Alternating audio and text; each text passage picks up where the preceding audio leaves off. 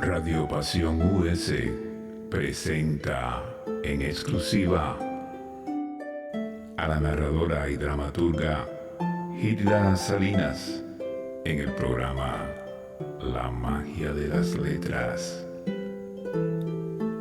Permítame que me tome la libertad de preguntarle, ¿cómo se las arregla para vivir sin libros? Emily Bronte. Solo aquí, en Radio Pasión US, seduciendo tus sentidos.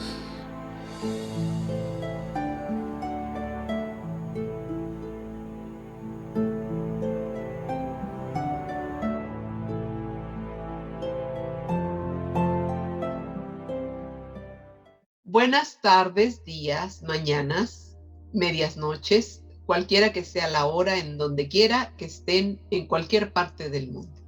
Es un placer volver a estar aquí con ustedes en La magia de las letras de Radio Pasión US. Soy Hilda Salinas, su anfitriona, y el día de hoy me gustaría platicar con ustedes de Mata Hari. ¿Quién fue Mata Hari? Fue una bailarina exótica muy famosa en un tiempo, claro, famosa entre los militares sobre todo, en el tiempo de la Primera Guerra Mundial, en dos países claves, Alemania y Francia. ¿Por qué Alemania? Bueno, la cuestión es que nadie sabía de dónde era ella, cómo había aparecido, y ella entonces, fantasiosa y feliz, porque era una mujer feliz, se inventaba historias, se inventaba que era hija de tal, que la habían dejado como ofrenda ante Shiva, que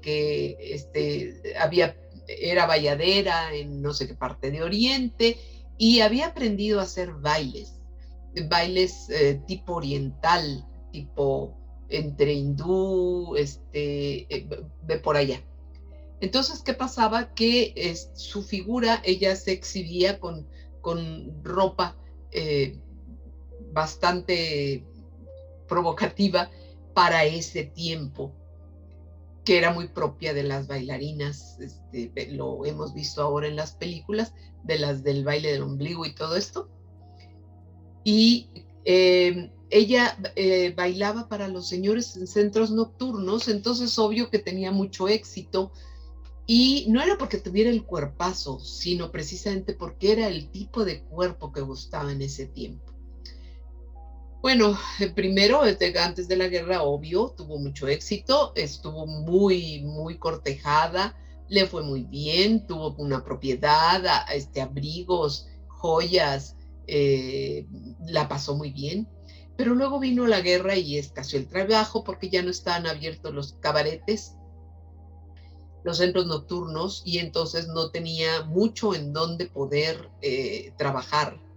Y recurrió a estos señores para los que había bailado y que había tenido alguna relación con ellos. No quiero contarles todo por dos razones. Primero, porque voy a leer de mi libro Equilibrio en la Cornisa 1, que son relatos biográficos de mujeres trascendentes del mundo, precisamente la hija de Mata Hari. Y ya sobre la marcha, ustedes van a comprender muchas de las situaciones que se dieron con Mata Hari. La cuestión es que fue acusada de doble espía. Y esa es una de las obras, de los monólogos que vamos a estrenar en el Foro Silvia Pasquel en esta nueva temporada. Por eso tampoco les voy a decir muchas cosas, porque entre una y otra, entre la hija y la madre, ustedes van a entender toda la historia. Y se van a dar cuenta de que fue una arbitrariedad, una situación muy injusta que terminara como terminó. Bien, la hija se llamaba Juana Luisa MacLeod. Juana Luisa MacLeod acaba de llegar a Belp, al hogar de su padre. No está de vacaciones como pudiera haberse pensado, ni siquiera se siente llena de anhelos y satisfacción puesto que acaba de terminar sus estudios en la Escuela Normal de La Haya. En realidad hace tiempo que no desea pasar sus días de descanso en esta casa. El simple hecho de considerarlo le implica un doble sentimiento doloroso, tanto que prefiere evadirse. Mientras no tuvo voz, obedeció, pero ahora es una mujer que puede optar y pronto tendrá sus propios recursos. En los primeros días de octubre marchará a Java para ponerse al frente de una escuela que va a designarle el gobernador general de las Indias, hecho insólito para una maestra que acaba de graduarse. Apenas terminaron los abrazos de bienvenida, se excusó. Necesitaba aseo, buen pretexto, salvo que el tiempo ha pasado y no hay más razones que la detengan en su recámara. Debe bajar. Hace un rato la gobernanta avisó que la cena estaba lista. Resignada, se mira en el espejo buscando algo en su imagen. Es bastante alta, más de lo que fue su madre. Y aunque el tono de su piel parece un poco más oscuro que el de ella, a decir de algunas personas que la conocieron, basta ver sus labios y la belleza de sus ojos para recordar a Mata Hari, muerta el 15 de octubre de 1917, casi 2 años atrás. El recuerdo de Greta, Margareta Gertrudis Selle, vive con ella, un saborcito dulce y triste, salvo que hoy es doloroso. Extraño, hoy le pesa su eterna ausencia, todo lo que fue y no fue. Hoy el sabor es amargo. Cada vez que lo piensa, la avasallan las emociones, una mezcla de curiosidad, impotencia, dudas y horror. Sumar los días que han pasado le resulta un trago amargo. ¿Pensaría en mí durante los 8 meses que permaneció en la prisión de Saint-Lazare? Hubiera querido que la respuesta fuera negativa, porque ella nunca trató de visitarla, nunca le escribió ni mandó un mensaje, algo que pudiera hacerle sentir su amor. En cambio, Mata Hari dejó una carta para ella, la entregó al director de la cárcel y ésta la envió a casa de su padre, donde fue destruida. Por tanto, la respuesta era una dolorosa afirmación, un sí lleno de culpa, porque nunca sabrá qué decía, qué sentía, qué significaba para ella entregarse a la muerte. ¿Pensaría en mí cuando vio los 12 rifles apuntando a su cara? ¿Por qué no quiso que le vendaran los ojos? ¿Cómo pudo? Imagina la escena, el frío de una madrugada. Su recurso de gracia ha sido rechazada por Monsieur le Président. Tenga valor. Y desde atrás del comandante, el viejo abogado Clunet, abriéndose paso para susurrarle al oído que declare que está encinta. Es una súplica llorosa. La monja que la acompañaba dijo que Margareta soltó la carcajada. Le divertían las tácticas desesperadas de su admirador y amigo, el abogado Clunet. Pidió el abrigo gris claro, los guantes largos, se maquilló con esmero. Tambores, clarines, la tropa presentando armas y ella atada a un poste por la cintura. Y ella sacudiendo el pañuelo, un adiós, una súplica, porque al verla ahí tan desvalida, ¿cómo podrían? Pero pudieron. Sonaron las descargas y se le doblaron las rodillas, y vino aquel militar a darle el tiro de gracia detrás de la oreja. ¿Por qué tuvo Luisa que enterarse de que nadie reclamó su cuerpo? Desnuda en el anfiteatro esperando a que su hija, aquel último amante, aquel abuelo Selle, el amigo, nadie. No debe atormentarse más, no quiere hacerlo.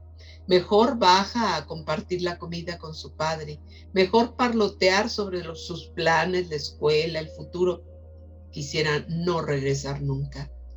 Se sorprende, una vez más se sorprende. Gretchen Meyer, la gobernanta, se ha convertido en la nueva señora MacLeod y desde luego comparte la mesa con ellos. Al parecer la madrastra Elizabeth van der Mast y la media hermana Norma Salieron de la vida familiar sin honores ni gloria meses atrás. Y Luisa no sabe si debe sentir pena o descanso, porque Elizabeth, siendo mucho más joven que su padre y aunque solo convivían en época de vacaciones escolares, se comportaba como una adolescente caprichosa desde siempre. Desde que Luisa era apenas una niña de 8 años, hubo un ambiente de rivalidad entre ellas. Eran celos, los mismos que ahora danzan entre la sopa y el vino. Vaya, no habrá descanso para Luisa. Comprende el porqué de esa mueca de satisfacción en Gretchen, que se empeña en permanecer muy erguida. Ahora es la dueña de la casa.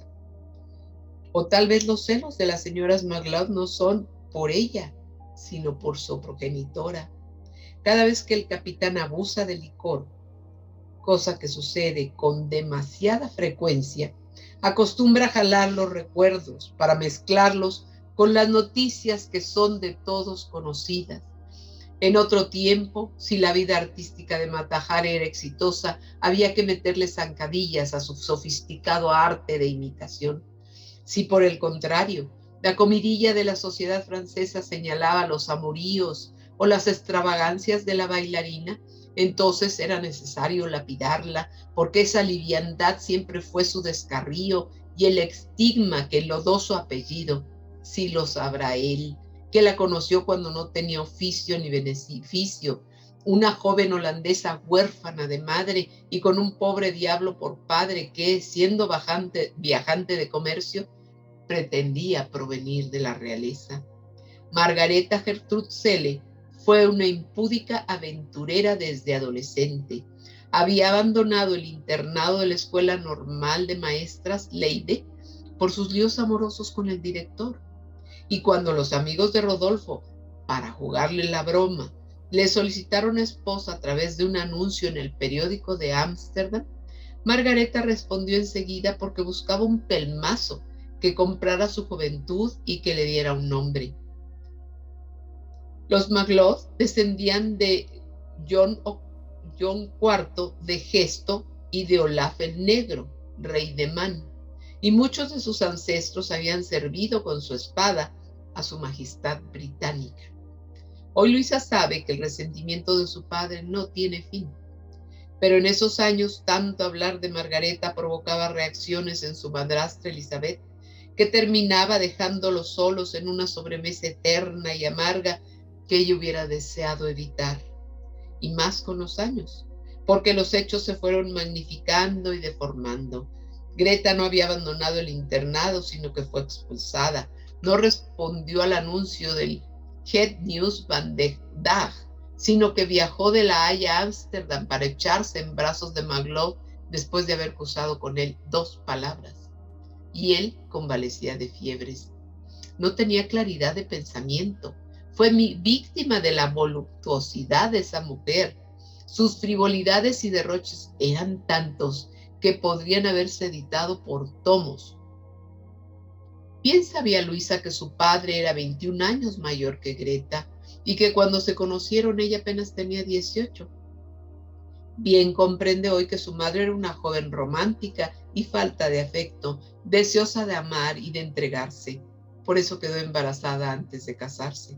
Pero también parecía demasiado inocente, incluso con el enamoramiento del director del internado, que la perseguía en medio de escenas y chantajes públicos.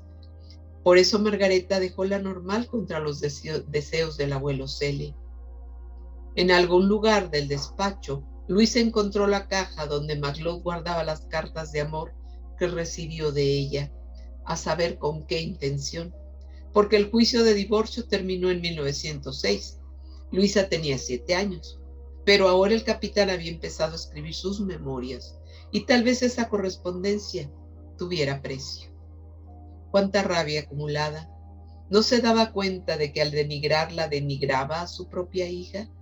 ¿Cómo podía tergiversar lo bello? Podía repetir una frase en alemán que memorizó para sentir algo de su madre en ella. Hay tantas cosas que no se pueden traducir en palabras que penetran profundamente en el corazón. A veces, harta de escucharlo, Inventaba una visita a su tía, una salida al salón de té con una amiga o compañera, cualquier cosa para escapar de la casa, de él, con la mirada vidriosa y la lengua hecha nudo. ¿Qué será de estas tardes ahora que la tía ha muerto y que no existen amigas a la mano? De nuevo los sentimientos encontrados. Paciencia, no es tan grave. Presiente que no volverá a compartir con su padre y le debe respeto. Se ocupó de ella, de su educación, lo ama con todo y sus defectos. Observa cómo moja el pan en el goulash para comerlo, con apetito. Se ha puesto viejo. Las arrugas son el marco de sus ojos. Tal vez el matrimonio con la gobernanta sea lo mejor. Ahora tendrá compañía, orden, limpieza y comida caliente sin pagar un sueldo. Ahora tendrá una escucha atenta e incapaz de rebelarse, la misma que después lo conducirá a la cama y le quitará los zapatos para cubrirlo con una manta. Durante mucho tiempo añoró los matices de la voz del capitán MacLeod, los finales engolados de sus frases, la figura garbosa, el bigote de guías finas. Añoraba el cariño de sus padres. Cuando le escondieron por el divorcio, nadie hablaba de su madre. La tía Luisa se encargó de tenerla bajo su cobijo y mantenerla ocupada. Más tarde se encargó de depositarla en la escuela. Y cuando Luisa llegó a preguntar, la misma tía fue la responsable de contar historias fantásticas sobre el supuesto viaje de Margareta, que se fue alargando hasta perderse en su memoria. Un viaje que ella imaginaba en ciudades como Malaj, en Java, con casas blancas de balcones y terrazas, flores y montañas, ciudades de danza, de bailarinas ambulantes, de rogens. Malaj no habitaba en sus recuerdos, a pesar de haber nacido ahí.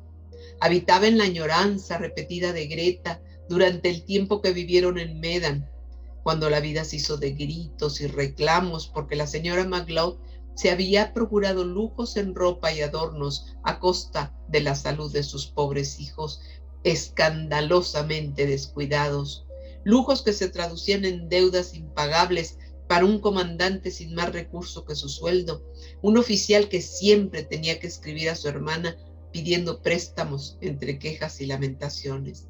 Ah, si pudiera deshacerme de ella, si la peste me librara de esta criatura, sería nuevamente dichoso. Pero fue alguien más el que murió de tanto llamar a la muerte, el primogénito. El pequeño Norman comió el arroz envenenado que la criada malaya dio a los niños. Luisa no lo comió, era tan pequeña, pero su hermanito de 3 años casi limpió el plato. Después empezó a vomitar negro y corrieron con él en brazos y ella se quedó sola hasta que Greta vino para meterse en la cama a su lado y abrazarla y a llorar y llorar y a dormir demasiado tiempo. Cuando la peste se dio por satisfecha con la cuota de vidas, la criada malaya también había muerto. Después vino Banjo Viró y el odio, los adulterios, los celos, los golpes y el encierro. Hace falta sustraer a la pequeña de la influencia infecta de su viciosa madre. Al fin abandonaron Java. Ámsterdam implicaba el divorcio y la desesperación de Luisa, porque su madre dejara la casa sin ella y apenas con lo puesto. Poco a poco se fueron borrando los rasgos de Greta en la memoria de la pequeña.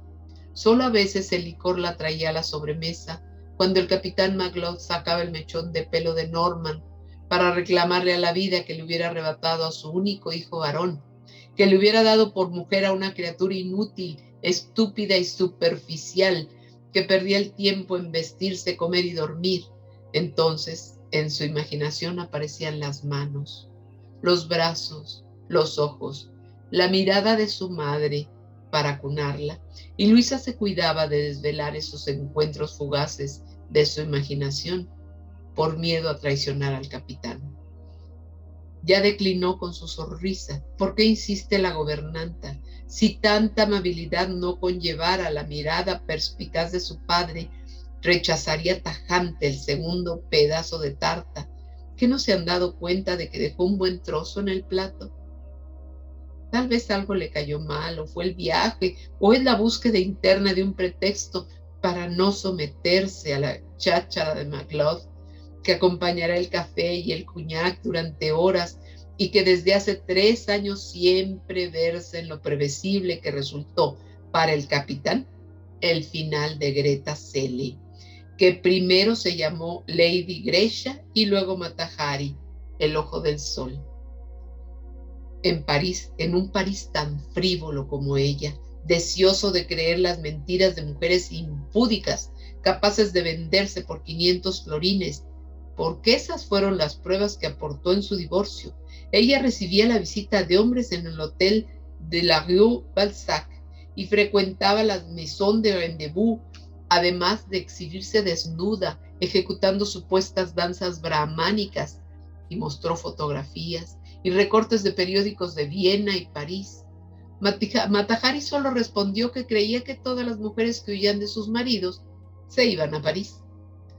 Tal vez una taza de té le quite las náuseas y le asiente el estómago, al menos para no levantarse de la mesa con brusquedad y que su padre lo interprete como una actitud reprobatoria o de desprecio. ¿Será tan obvio que no soporta a Gretchen? En realidad nunca la ha soportado. Pero antes no era la dueña de casa y sus ínfulas yacían adormiladas. Ahora hasta se da el lujo de opinar sobre la falsedad de Mata Hari, una supuesta Rongens que salió de Java hablando pestes de la mugre y la miseria de las Indias. Y Luisa deja que hable, que diga mientras ella se pregunta cómo es que Margareta Selle llegó a la cúspide del éxito si no era bailarina, cómo llegó a tantos teatros parisinos y a las diversas ciudades alemanas, La Haya y Montecarlo, donde fue aplaudida y ensalzada. ¿Cómo llegó a poseer una residencia en Nelly y abrigos de pieles y una gran biblioteca? La respuesta es simple. Su madre tenía más de 30 años, 2 partos y poca educación, pero era audaz y se lanzaba dispuesta a conquistar el escenario. Su madre poseía una exótica belleza que la hacía deseable a los ojos de príncipes y nobles. Por eso su papá no ha podido olvidarla y por eso Gretchen habla, porque siente envidia. Tanto se ha dicho de Mata Hari que Luisa concluye que ella fue el mito de sí misma. Nadie sabía su origen con exactitud. Una mañana era una lady inglesa y otra noche sacerdotisa de Siva, hija de una valladera del templo de Buda que murió al dar la luz. Nadie sabía si sus danzas eran rituales indios o un mero pretexto para mostrar el cuerpo y provocar la admiración y lascivia con las ondulaciones de sus caderas perfectas. A pesar de haber firmado cartas como la agente secreta H21, nadie sabrá si en verdad fue espía alemana, espía francesa o una simple mujer que decidió comerciar su cuerpo entre ministros y oficiales de alto rango de España, Holanda, Alemania y Francia. La misma mujer que, audaz, supuso que podía ponerle un alto precio a su buena memoria, llevando y trayendo detalles sobre algunas conversaciones de alcoba, detalles que aportaran un grano de arroz a lo ya sabido, que añadieran un pelo a tal maniobra militar, aunque no supiera en dónde iba a darse, porque la realidad es que no pudieron arrancarle confesiones que la incriminaran, ni probar que pasara informes o que supiera de algún documento en manos espías. Lo más coherente para Luisa es pensar que la usaron, que usaron su necesidad económica, el gusto por las joyas y las pieles. Tal vez hasta tentaron su capacidad de indagación poniéndola a prueba, pero ningún militar es tan ingenuo para soltar información vital. Tal vez lo más sensato sería creer lo que leyó en un periódico alemán. La muerte de Mata Hari fue una mera cuestión de prestigio militar para los franceses. ¿Qué mejor víctima que una mujer? El malestar físico aumenta. Siente que le duelen los hombros y la quijada. Debe tener mala cara porque el mismo capitán la insta para que suba a recostarse y pregunta si deberán llamar a un médico. Luisa lo tranquiliza, estará bien.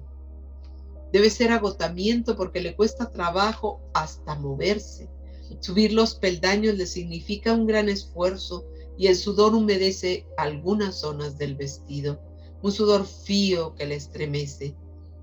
No hará más que sacarse la ropa y entrar bajo las cobijas. Si no se compone, pedirá agua y bicarbonato. Seguro es acidez. Parece que el malestar cede poco a poco.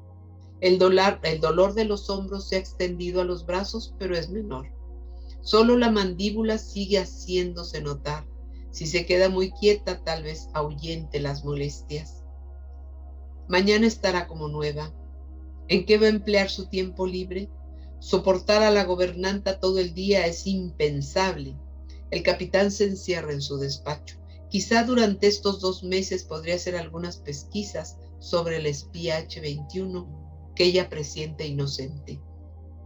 Leer a retractores y admiradores, leer a los charlatanes, algunos informes. Los periódicos han seguido publicando notas. Su buena amiga Ana recortó y le envió algunas de las protestas del gobierno holandés, escritores que desean hacer novelas, revistas que hacen reportaje con más incógnitas que respuestas. ¿Por qué viajó Mata-Hari en Nelly hacia Berlín? Pidió un salvoconducto francés para ir a Vittel a tomar las aguas. ¿Es que usted cree efectivamente que soy espía? ¿Sobre qué bases? Le preguntó al comandante Ledoux, que conocía los reportes de la policía inglesa y de la francesa. ¿Cómo pensaba ir a visitar a un enamorado a Vittel si acababan de correrla del Hotel Victoria de Ámsterdam por no pagar las cuentas? 2 meses prostituyéndose con los oficiales franceses de Vittel. Luego de ofrecer sus servicios como espía con el mismo Ledoux, habló de ser amiga de varios agentes alemanes. ¿Sabe usted emplear las tintas simpáticas? No, pero aprenderé. Y de ahí los militares la fueron conduciendo de un país a otro, enredándola en una telaraña que ella no notaba hasta el 13 de febrero de 1917. Un inspector parisino fue por ella al Hotel Elise Palace. Estaba en cama, desayunando. Tenía puesto un camisón rosa. Después, solo abandonó Saint-Lazare para ser fusilada. Un nuevo dolor la visita. La espalda de Luisa duele. Se clava ardiente y se vuelve angustia. Es la impotencia, piensa. Hubiera querido decir algo para defenderla, algo para que no la fusilaran, un gesto heroico como interponerse a las balas. Sabe que es absurdo. Al menos lavar su memoria escribiendo la verdadera historia. Eso sería un acto de justicia para con su madre. Quisiera planearlo, pero el dolor no le permite respirar. Y a cada instante es peor, mucho peor. Está asustada, tendrá que pedir ayuda, que venga su padre, alguien, ayuda. Se endereza con esfuerzo. Al tratar de dejar la cama se enreda en las cobijas y cae. Un último pensamiento cruza fugaz por su mente.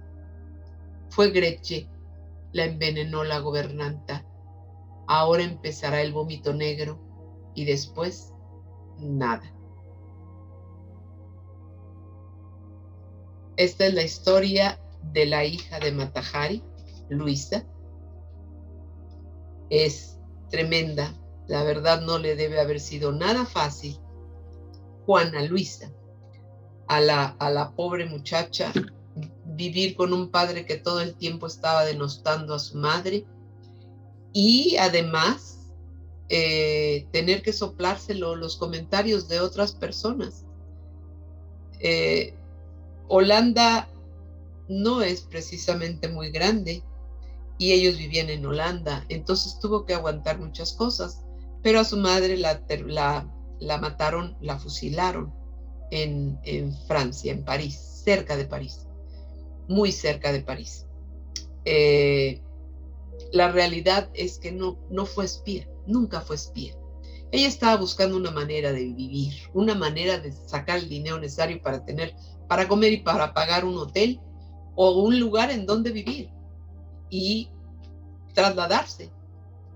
Pero bueno, fue muy, muy fácil escogerla para vengar las frustraciones del ejército francés porque estaba perdiendo la guerra. Esa es la realidad. Y bueno, el monólogo es Mata Hari, la que va a bailar para los espectadores. Yo también voy a estar ahí, me encantará verla. Y nos va a contar su historia y nos va a contar algunas cosas de su historia y sus percepciones y lo que ella, cómo fue, cómo estuvo, qué pasó en el internado, por qué salió de ahí, qué piensa de su marido, qué piensa de su hija y de su hijo, que lo perdió tan pequeñito y de no ver a su hija. ¿En verdad no le escribió nunca? ¿O su papá rompió las cartas? No es lo mismo que se la haga llegar un oficial a que llegue en directo.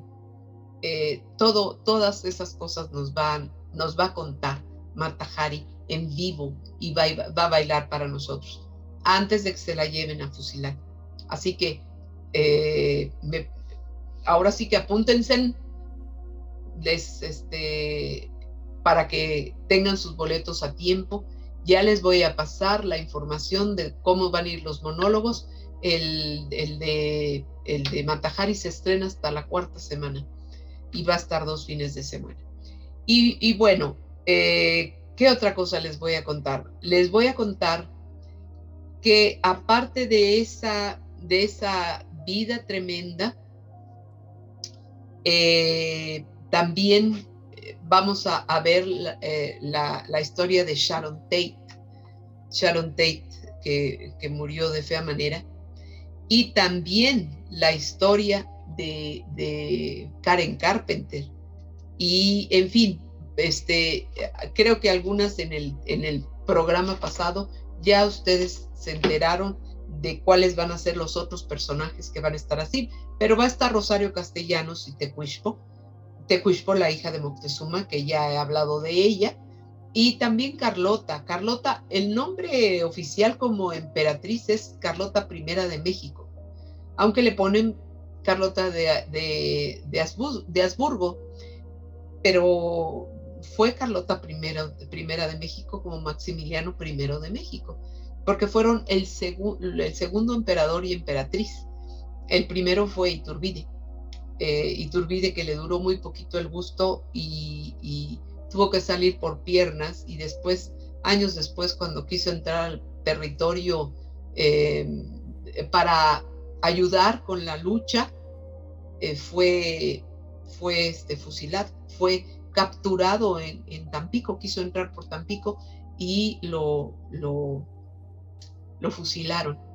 La historia de estos personajes además se pone muy cercana por alguna razón, a lo mejor porque México está de por medio, pero un hijo de Iturbide fue adoptado por Carlota y Maximiliano, porque Carlota no tenía hijos, no porque ella no pudiera, era Maximiliano el que no podía, y él ya lo sabía desde que estaban, también Carlota va a estar, ya les dije, bueno, desde que se casaron, él exhibió esta condición médica en el que no le permitía tener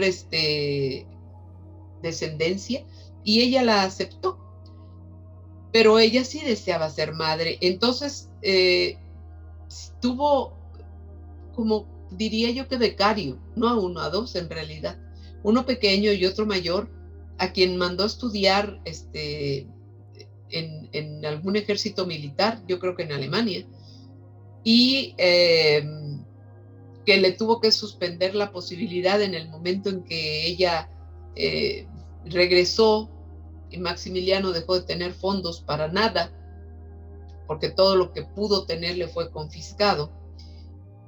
Pero eso también lo van a saber, porque Carlota también nos los va a contar.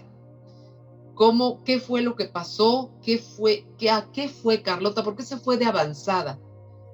¿Y qué fue lo que pasó con Maximiliano, que ya se iba, y que a la hora de la hora, la mamá le mandó una carta,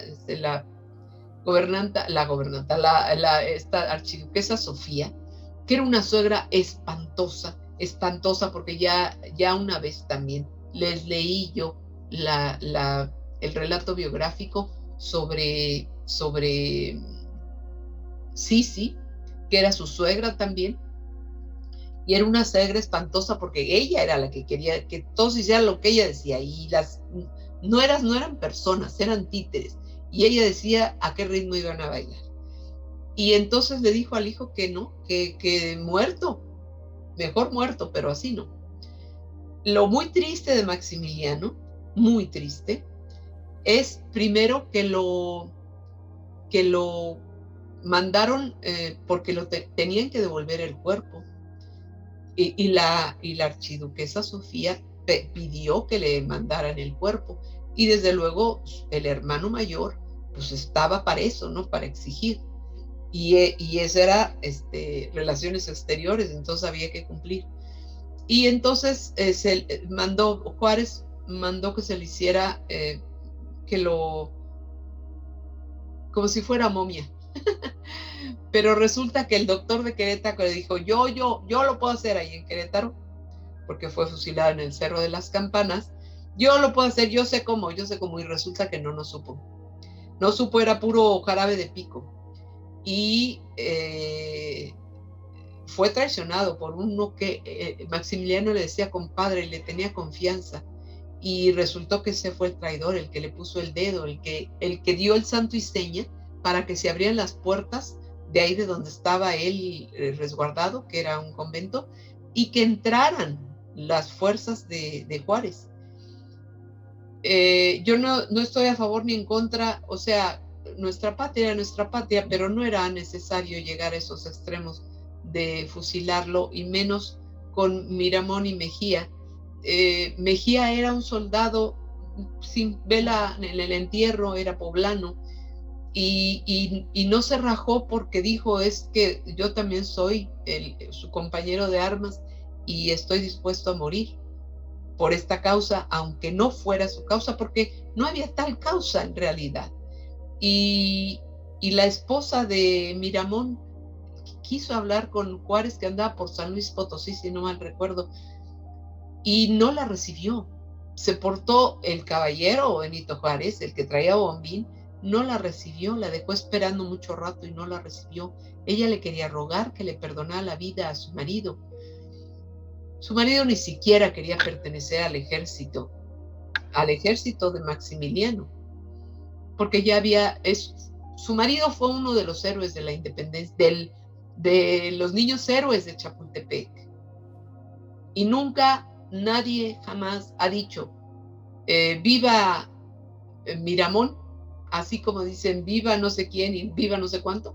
¿Y Miramón dónde quedó? Miramón fue presidente de México, hizo buen papel como presidente, era muy mochito, muy católico, su mujer también, pero no fue realmente un traidor.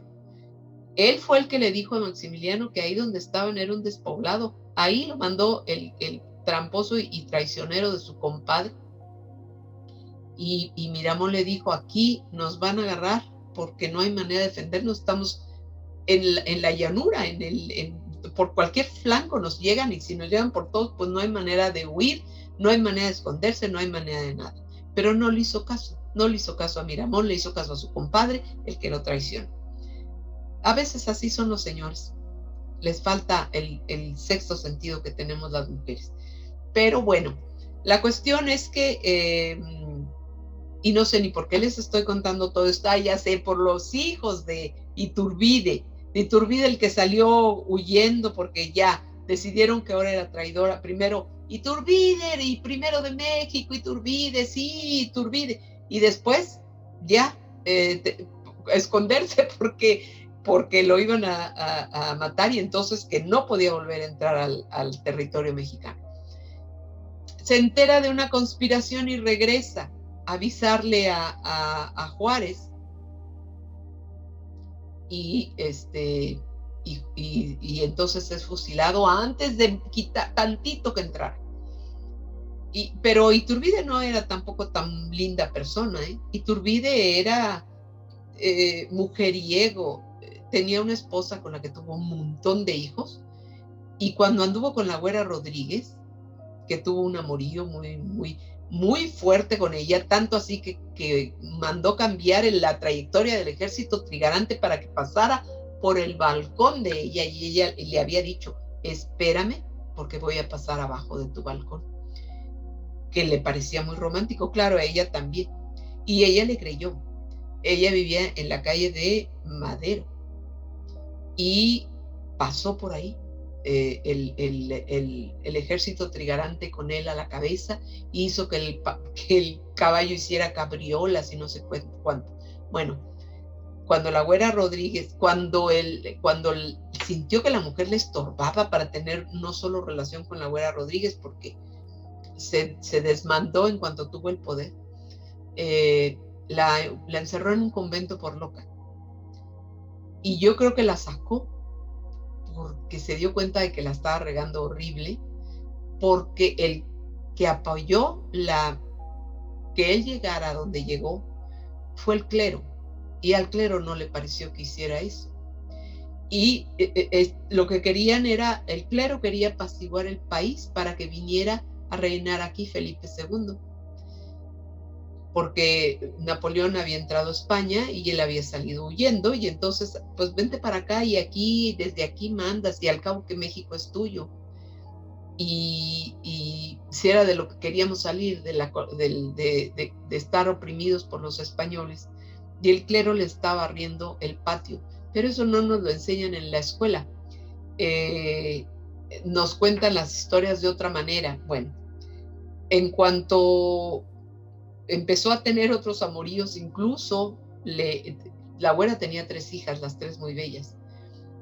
Le empezó a lanzar el can durísimo, porque la güera era muy bonita, muy bonita. Hubo quien la vino a pintar, precisamente porque era muy bella.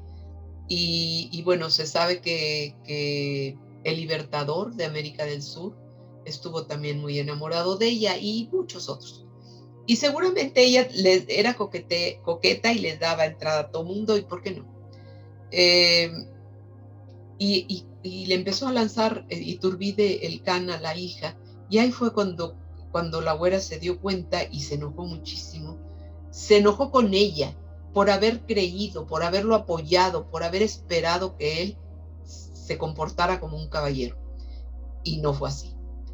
Y hasta ahí paró las relaciones, pero la güera estuvo presa también, presa por conspiradora, y eso no lo sabemos, casi nadie lo sabe. Bueno, yo sí lo sé, pero será porque soy muy chismosa. Y cuando le cortan los suministros a Maximiliano y a Carlota, obvio que ya tiene que devolver al niño, se lo devuelve a la esposa de Iturbide, que va a recogerlo del barco donde ella va, regresa a Europa, Carlota, con esa criatura, y se lo lleva.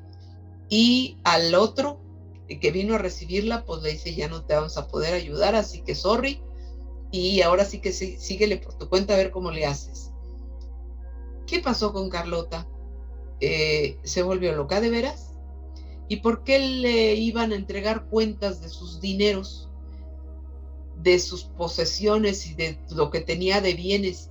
Y sabía perfecto lo que tenía, en dónde lo tenía y cuánto era. ¿Las locas tienen esas capacidades? En fin, esa es una pregunta que nos gustaría hacernos. Y bueno, aquí la historia, el monólogo de Carlota I de México, o Carlota de Habsburgo, nos va a revelar un detallito que les tengo reservado, que ustedes no saben y casi nadie sabe. Está re bueno el chisme. Así que también para Carlota, que va a estar la segunda semana, el 21-22 de mayo, va a estar Carlota, Rosario Castellanos, que también es estreno, y Tecuixpo, la hija de Moctezuma. Estoy segura de que les va a gustar muchísimo. Gina Varela es la que interpreta a Carlota.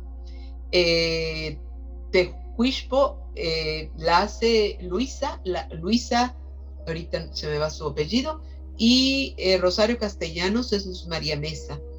Es una excelente actriz, buenísima, de verdad buenísima. Y ahora vamos a saber en realidad qué pasó con Rosario Castellanos. ¿Se suicidó? ¿O si fue accidente? ¿O qué cosa pasó? Porque se corrió el rumor de que ella se había suicidado. ¿Y por qué se corrió ese rumor? Pues porque ella se andaba queriendo suicidar de repente, porque era un poco depresiva y su marido le ponía el cuerno reseguido, pero ella se ponía de pechito para que pasara eso. Entonces, el suicida que no se muere es porque en realidad lo que quiere es llamar la atención o chantajear. Yo creo que era chantaje. Hubo otra cosa que sí le dolió mucho, se embarazaba y no lograba retener el embarazo y abortaba. Y ella sentía como esas criaturas que perdía, como hijos muertos. Y eso sí le dolía mucho. Pero Rosario Castellanos era un excelente poeta, muy buena. Y no solo era una excelente poeta, era buena narradora, pero también hizo dramaturgia, también hacía algo de periodismo, ensayo. O sea, ¿qué era lo que no hacía Rosario Castellanos? Y en el fondo, su marido tenía envidia de ella. ¿Por qué? Porque el marido quería una esposa. Por un lado la admiraba, porque no hay quien no admire algo bien hecho, algo hermoso, un poema hermoso. Pero por otro lado, él quería que alguien le calentara la comida y se sentara ahí a verlo comer y que le tuviera el baño en la mañana y esas cosas, pues no las tenía. Y por eso estaba enojadón y le era tan fácil, porque los dos daban clases en la universidad, le era tan fácil ponerle el cuerno con alguna alumna. Y no solo se enteraba porque pues se enteraba a fuerza, pues estaban ahí en la misma escuela. Entonces, bueno, Rosario Castellanos es otra de las señoras que tengo aquí. Y después, en la siguiente temporada, vamos a tener justo a ella, Indira Gandhi. Va a estar Indira Gandhi. Esta es Mata Hari. Y así pero si quieren leer los relatos biográficos, también pueden comprar el libro en libro electrónico o me lo pueden pedir a mí.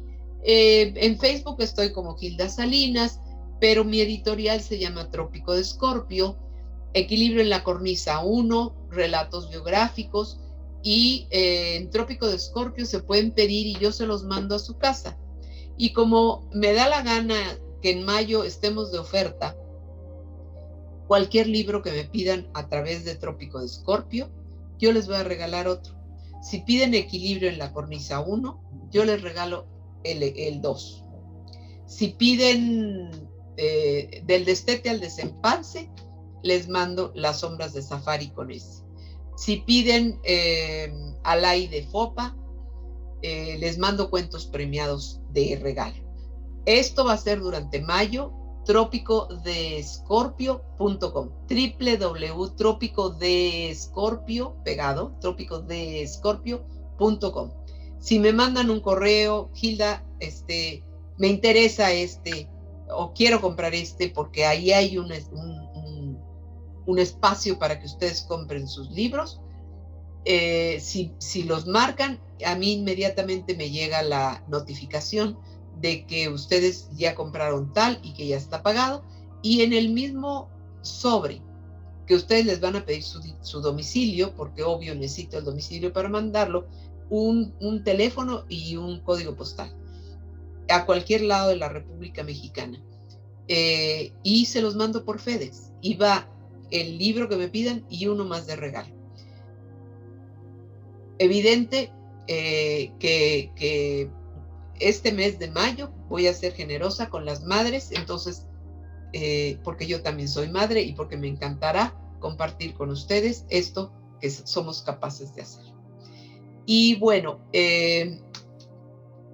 con mucho gusto, Y bueno, y entonces en el foro Silvia Pasquel, Juan Escutia 96, A partir del 14, sábado 14 a las 7, domingo a las 6, la primera semana está Josephine Baker, Tecuixpo y Rosario Castellanos. La segunda semana, que es el 21 y 22, están Tecuixpo, Rosario Castellanos y Carlota. Y después les digo la otra porque ni se van a acordar, pero vamos a subir al sitio de Radio Pasión el banner para que tengan la opción de decidir cuál les interesa ver, y van a ver que está muy nutrido esta temporada, y lo estará también la que sigue, porque también vamos a tener a Camille Claudel y otras sorpresitas muy buenas. Bueno, es muy placeroso compartir con ustedes esta hora, estas historias, esta literatura mía que amo hacer, que la disfruto muchísimo. Agradezco a Radio Pasión US que me acoge y que me da un espacio para compartir con ustedes, radio oyentes. Y desde luego agradezco a Paula Guzmán y a Ricky Gómez, que son los administradores y las manos detrás de la mano que mece la cuna, porque ni más ni menos que sin ellos no sería posible hacer estos programas, ni el mío, ni el de nadie más, ni siquiera el de ellos mismos. Y los invito a que me sigan. Yo estoy todos los miércoles, como ya lo saben, a las 10 de la noche, los jueves a las 8 de la mañana y los lunes a las 4 de la tarde, siempre hablando de narrativa, de teatro, de dramaturgia, de personajes, y de vez en cuando se me cuela algún señor. Muchas gracias por haberme acompañado el día de hoy. Nos vemos la próxima semana.